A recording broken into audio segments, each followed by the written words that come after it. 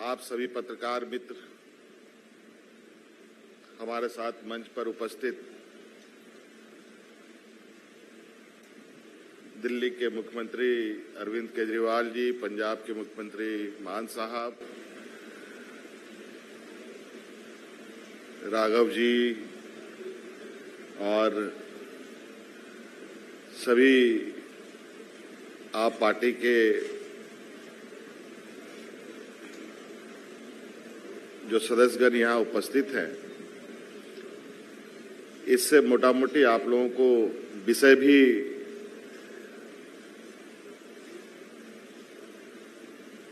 का भी आप लोग आकलन लगा पा रहे हैं कि आज किस विषय को लेकर यहाँ आए हैं। और मैं चाहूंगा कि इस विषय पर बड़े भाई अरविंद केजरीवाल जी कुछ बात रखें, तत्पश्चात मैं अपनी बातों को रखूंगा। सबसे पहले मैं झारखंड के ऑनरेबल सीएम हेमंत सोरेन जी का तहे दिल से शुक्रिया अदा करना चाहता हूं कि आज उन्होंने बहुत ही वार्म और अफेक्शनेट तरीके से हम लोगों को रिसीव किया, हमें मिलने का समय दिया, हमारे साथ बहुत लंबी चर्चा की। हेमंत जी के साथ हमारा काफ़ी समय से बहुत एक तरह से भाई का रिश्ता है, मैं अगर कह सकूं तो, और आपस में हम लोग कई विषयों पे समय समय पे चर्चा करते रहते हैं। आप सब लोग जानते हैं कि हम पूरे किस तरह से दिल्ली के लोगों के साथ अभी पिछले महीने बहुत बड़ा अन्याय हुआ, दिल्ली के लोगों का बहुत बड़ा अपमान किया गया, उनके जनतांत्रिक हक छीन लिए गए। सुप्रीम कोर्ट ने बहुत क्रांतिकारी फैसला दिया। सुप्रीम कोर्ट ने कहा कि दिल्ली के लोग जो सरकार चुनते हैं, उस सरकार को काम करने के लिए सारी शक्तियां प्रदान की जा रही हैं। सुप्रीम कोर्ट ने सारी शक्तियां दिल्ली की सरकार को, दिल्ली एक यूनियन टेरिटरी माना जाता है, इसलिए समय समय पे मोदी सरकार ने हमसे बहुत सारी शक्तियां छीन ली थी। लेकिन 11 मई को सुप्रीम कोर्ट ने आदेश पारित करके वो सारी शक्तियां दिल्ली के लोगों को वापस, दिल्ली की चुनी हुई सरकार को, कि दिल्ली के लोग जिस भी सरकार को चुनेंगे, चाहे इस पार्टी की चाहे उस पार्टी की, उस सरकार को काम करने के पूरे अधिकार होंगे। दुर्भाग्यवश 11 मई को ये ऑर्डर आया और 19 मई को, 8 दिन के अंदर 19 मई को रात को 10 बजे, रात के अंधेरे में मोदी सरकार ने अध्यादेश जारी करके सुप्रीम कोर्ट के आदेश को पलट दिया। मोदी सरकार ने कहा कि नहीं, दिल्ली की सरकार को हम काम नहीं करने देंगे, दिल्ली वाले जो मर्जी सरकार चुने उसको हम काम नहीं करने देंगे, उसके पास काम करने के लिए कोई शक्तियां नहीं होंगी। ये तो एक तरह से दिल्ली के लोगों का अपमान है, दिल्ली के लोगों के अधिकार छीन लिए गए और दिल्ली के लोगों को बिल्कुल एक तरह से जनतंत्र के अंदर एक बेदखल कर दिया गया, पूरी की पूरी दिल्ली के 2 करोड़ लोगों को। अब ये जो अध्यादेश जारी किया गया है, ये संसद में आएगा, संसद के मॉनसून सेशन में। तो बीजेपी की लोकसभा में तो बहुमत है, लेकिन राज्यसभा में बीजेपी के पास बहुमत नहीं है। उनकी 93 सीट्स हैं 238 में से। तो अगर नॉन बीजेपी सारी पार्टियां इकट्ठी हो जाएं तो इस अध्यादेश को हराया जा सकता है, इसको बिल को हराया जा सकता है। ये बात केवल दिल्ली की नहीं है, ये बात इस देश के जनतंत्र की है, फेडरल प्रिंसिपल्स की है। आज ये दिल्ली के लिए ऐसा अध्यादेश लाए हैं, कल ये ऐसा ही अध्यादेश झारखंड के लिए ला सकते हैं, राजस्थान के लिए ला सकते हैं, पंजाब के लिए ला सकते हैं, हरियाणा के लिए ला सकते हैं, तमिलनाडु के लिए ला सकते हैं। किसी भी राज्य के ऊपर कानून पास करके, अध्यादेश पास करके उसके हकों को छीना जा सकता है। ये तो एक तरह से देश की आजादी की बात है कि जनता सरकार चुनती है और सरकार के पास जनता के सपने पूरे करने के लिए, उनकी जरूरतों को पूरे करने के लिए सारे अधिकार होने चाहिए। ये एक तरह से संविधान के साथ छेड़छाड़ कर रहे हैं, संविधान के बेसिक मूल्यों के साथ छेड़छाड़ कर रहे हैं। हर हिंदुस्तानी का फर्ज है कि इस अध्यादेश का विरोध किया जाए। अभी हम पूरे देश भर में घूम रहे हैं और हमें सभी पार्टियों का बहुत अच्छा सहयोग मिला। आज काफ़ी लंबी चर्चा हुई हेमंत जी से और मैं दिल्ली के लोगों की तरफ से हेमंत जी का और उनकी पार्टी का तहे दिल से शुक्रिया अदा करना चाहता हूं कि उन्होंने पूरा सहयोग देने का हमें आश्वासन दिया है कि संसद के अंदर भी और संसद के बाहर भी जनतंत्र को कुचलने के लिए ये जो अध्यादेश लाया गया है इसके खिलाफ वो पूरा हमें समर्थन देंगे। और दूसरी पार्टियों से भी मेरी सबसे अपील है, वैसे मैं सबसे जाके मिल रहा हूं, सबका समर्थन भी मिल रहा है, लेकिन बाकी और अन्य पार्टियों से भी अपील है कि वो भी जन विरोधी, राष्ट्र विरोधी ये जो कानून है इसका विरोध करें। हेमंत जी से मैं फिर से शुक्रिया अदा करता हूं। एक तरह से झारखंड के लोगों का आज दिल्ली के लोगों को समर्थन मिला है, तो दिल्ली के लोग बहुत आभारी हैं हेमंत जी के भी, उनकी पार्टी के भी और झारखंड के लोगों के भी।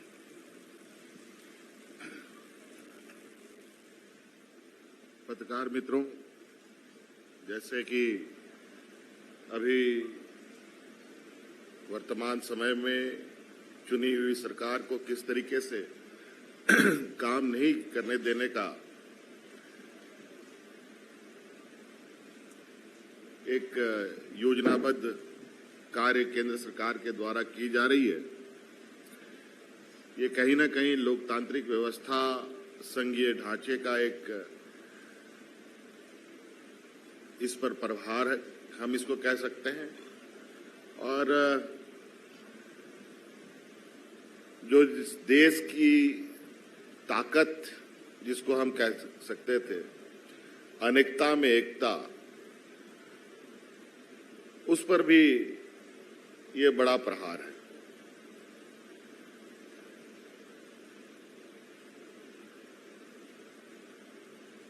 संघीय ढांचे की तो बात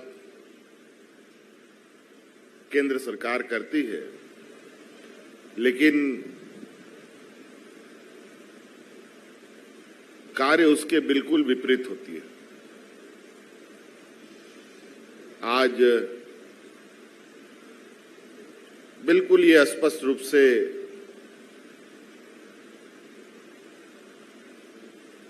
आपको ये देखने को मिलेगा, जो केंद्र सरकार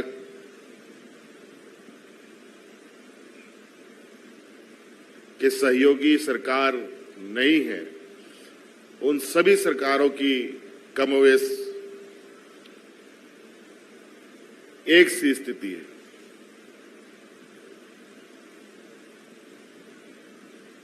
ये एक चिंता का विषय है और ये कहीं ना कहीं इस लोकतंत्र में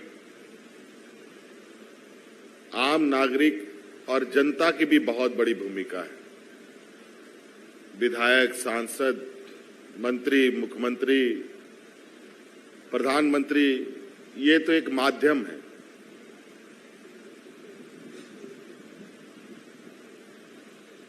अभी कुछ देर पहले इस देश के 125 करोड़ के उम्मीदों की मंदिर लोकसभा का उद्घाटन हुआ।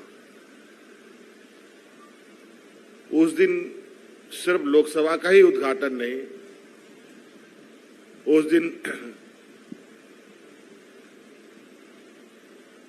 उसी लोकतंत्र के मंदिर के चंद कदमों पर और भी कई 2-3 घटनाएं घटी।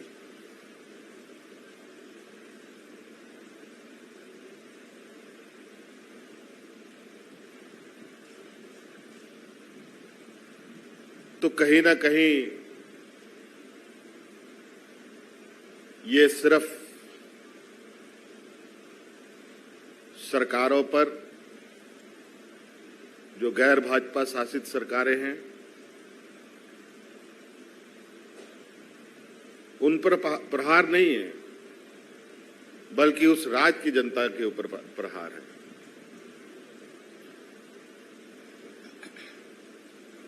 देश की जनता के ऊपर प्रहार है। इसमें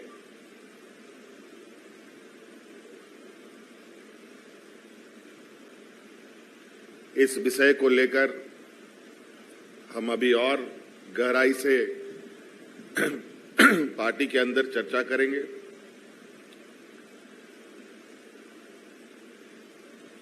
और आदरणीय गुरुजी के साथ भी इस विषय पर और क्या बृहत रूप से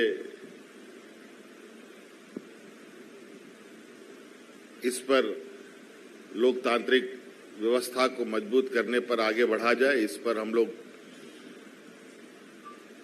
काम करेंगे। और आज मैं समझता हूं कि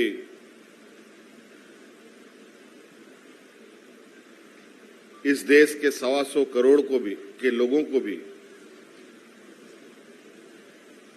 वर्तमान व्यक्तिगत अपनी वास्तविक स्थिति को ध्यान में रखकर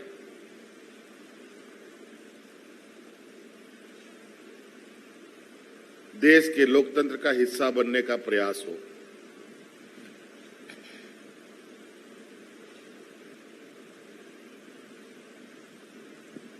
हमारे इस देश को अलग करने में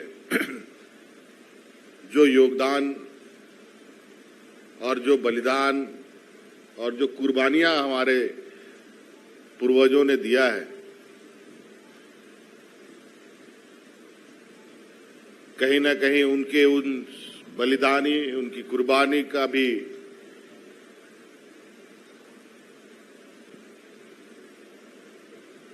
मजाक उड़ाने का प्रयास है।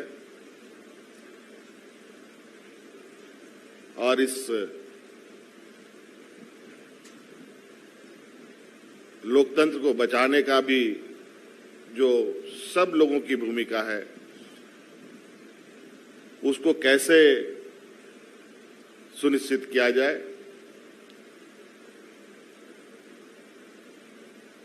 ये कहीं न कहीं बहुत लंबी और मजबूती के साथ एक बाबा भीमराव अंबेडकर जी के द्वारा जो स्थापित लोकतंत्र है, उसको बचाने की आवश्यकता है। आज इसी कड़ी में विभिन्न राज्यों से होते हुए बड़े भाई केजरीवाल जी यहाँ आए हैं, मान साहब भी, पंजाब के मुख्यमंत्री भी यहाँ उपस्थित हैं और इस विषय पर सभी राज्यों में चर्चाएं हो रही हैं। दिल्ली के अंदर झारखंड के भी लोग हैं, बिहार के भी लोग हैं, यूपी के भी लोग हैं, केरल के भी लोग हैं, महाराष्ट्र के भी लोग हैं।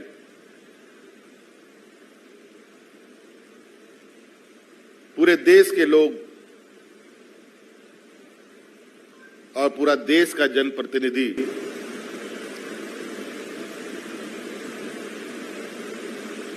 दिल्ली उनका केंद्र बिंदु रहता है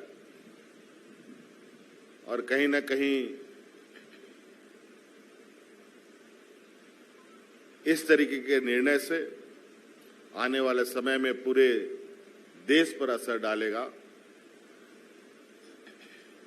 और ये असर इस देश के 80% लोग जो हमारे देश में किसान प्रवृत्ति के हैं, गांव देहात से आते हैं, उनके लिए तो बहुत ही पीड़ादायक साबित होगा। इसलिए मैं चाहूंगा कि केजरीवाल जी ने के ऊपर जो चीजें थोपने का प्रयास हो रहा है, इस विषय पर राजनीतिक तौर पर भी और कानूनी तौर पर भी इस लड़ाई को लड़ने की आवश्यकता है। और इस विषय पर इन्होंने जो अपना कदम बढ़ाया है, मैं इनको मैं चाहूंगा कि ये अपनी मुहिम में सफल हों, ताकि ये लोकतांत्रिक व्यवस्थाएं बची रहे। धन्यवाद। मान साहब, थोड़ा बात मान साहब की तरफ से भी आ जाए। बहुत बहुत धन्यवाद। माननीय मुख्यमंत्री झारखंड श्री हेमंत सोरेन जी, हमारी पार्टी के नेशनल कन्वीनर माननीय मुख्यमंत्री दिल्ली अरविंद केजरीवाल जी, संजय सिंह जी, राघव चड्ढा जी जो कि राज्यसभा के मेंबर हैं, आतिशी जी हमारे दिल्ली के एजुकेशन मिनिस्टर हैं, और झारखंड मुक्ति मोर्चा के राज्यसभा के मेंबर और विधायक, सबसे पहले बहुत बहुत धन्यवाद। इन्होंने हमें यहाँ बुलाकर मान सम्मान दिया, इज्जत दी, उसके लिए बहुत बहुत शुक्रिया। जैसा कि दोनों मुख्यमंत्रियों ने कहा है, कोई पर्सनल या व्यक्तिगत समस्या लेके नहीं आए। ये लोकतंत्र की जो हत्या हो रही है देश में, उसको बचाने की मुहिम है। पिछले दिनों हमने देखा था हमारे अंतर्राष्ट्रीय पहलवान अपने जीते हुए पदकों को श्री गंगा जी में बहाने के लिए हरिद्वार गए थे। अगर समय पर आवाज ना उठाई गई तो शायद अगली बारी लोकतंत्र की अस्थियों को बहाने की होगी, क्योंकि जो नॉन बीजेपी गवर्नमेंट है देश में, उन पर अध्यादेश लाए जा रहे हैं। गवर्नर जो हैं वो उन पर कुछ ना कुछ थोपते रहते हैं आए दिन। कभी कहते हैं हम आपका बजट सेशन नहीं होने देंगे, कभी कहते हैं हम आपके द्वारा काउंसिल ऑफ मिनिस्टर द्वारा पास किया हुआ भाषण नहीं पढ़ेंगे, हम अपनी मर्जी से पढ़ेंगे। तो देश में इलेक्टेड और सिलेक्टेड, अब लड़ाई ये है, लोकतंत्र में इलेक्टेड बड़ा होता है जनता, लेकिन ये सिलेक्टेड को आगे लेके आ रहे हैं। बीजेपी का एक ही तरीका है, अगर इलेक्शन में नहीं जीते तो बाई इलेक्शन से जीत जाओ, उनके बंदे तोड़ लो, बाद में बाई इलेक्शन करवा लो और कह दो कि जनता का ये फैसला है। सो आज झारखंड मुक्ति मोर्चा, जो कि पार्टी के नाम में ही मोर्चा लिखा हुआ है, ये आंदोलन से निकली हुई पार्टी है, और हमारी पार्टी भी एक आंदोलन से निकली हुई पार्टी है। तो हम लोगों को एक और आंदोलन करना पड़ेगा। 140 करोड़ जनता देश की ये उम्मीद करती है कि आने वाले दिनों में अगर देश में लोकतंत्र को बचाना है, इलेक्शन को बचाना है, तो हमें आवाज उठानी पड़ेगी कि ऐसे फरमान जो केंद्र सरकार की तरफ से आते हैं, जो फेडरल स्ट्रक्चर को कमजोर करते हैं, उनके खिलाफ हम आवाज उठाएं एक होकर।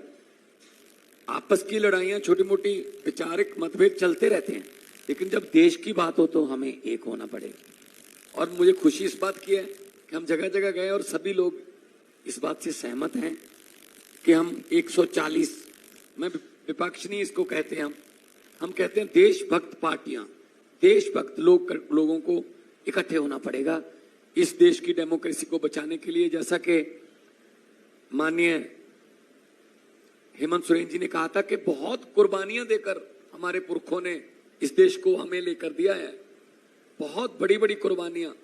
शहीद आजम भगत सिंह से लेकर करतार सिंह सराभा से लेकर और चंद्रशेखर आजाद, सुभाष चंद्र बोस, बिरसा मुंडा जी, नाम गिनते थक जाओगे आप उन स्वतंत्रता सेनानियों के लिए जिन्होंने लड़ाइयां लड़ी, फिर देश मिला। ये किसी के बाप की जागीर नहीं है, लेकिन ये समझते हैं हम ही चलाएंगे। जैसा कि अरविंद केजरीवाल जी ने कहा, इन्होंने 10 बजे रात को अध्यादेश क्यों जारी किया? क्योंकि 5 बजे सुप्रीम कोर्ट में छुट्टियां हो गई थी। तो इन्होंने कहा छुट्टियां हो गई, अब 10 बजे अध्यादेश जारी कर दो, सुप्रीम कोर्ट में नहीं जा सकते। तो सुप्रीम कोर्ट की भी नहीं अगर मानते तो किसकी मानेंगे? तो अहंकार हो गया है बहुत ज्यादा इनको। तो अहंकार जो है वो परमात्मा अहंकार को ठीक कर देता है। कुदरत बहुत बलवान है, कुदरत बहुत बलवान है।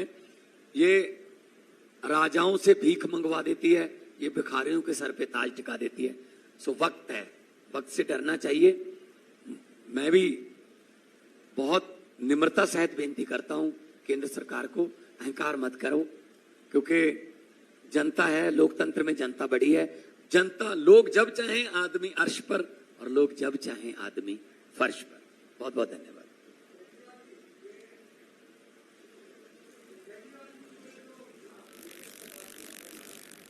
आवाज नहीं आ रही आपकी कोई।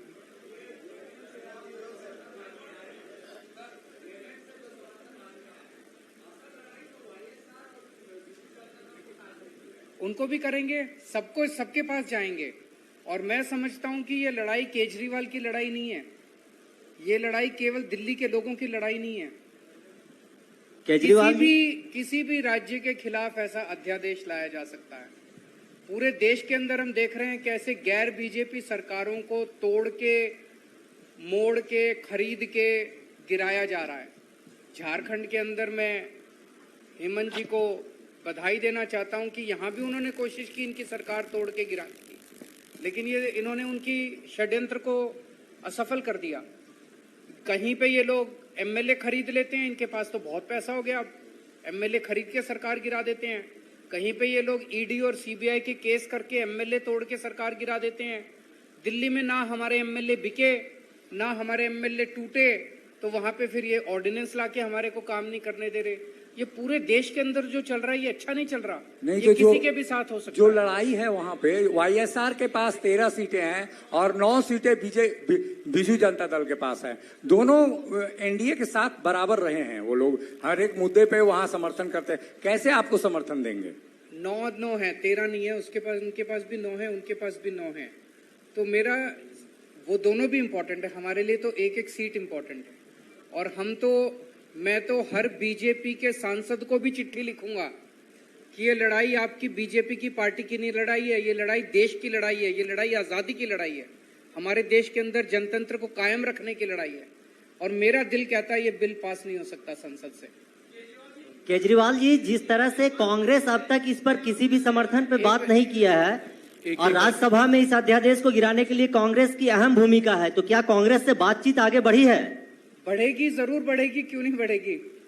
हमने उनको टाइम मांगा है और हमें जरूर उम्मीद है कि वो टाइम देंगे भी। और वो संसद के अंदर इस ऑर्डिनेंस को गिराने में, मतलब मैं सोच नहीं सकता कि कोई भी पार्टी इस अध्यादेश के पक्ष में कैसे वोट कर सकती है।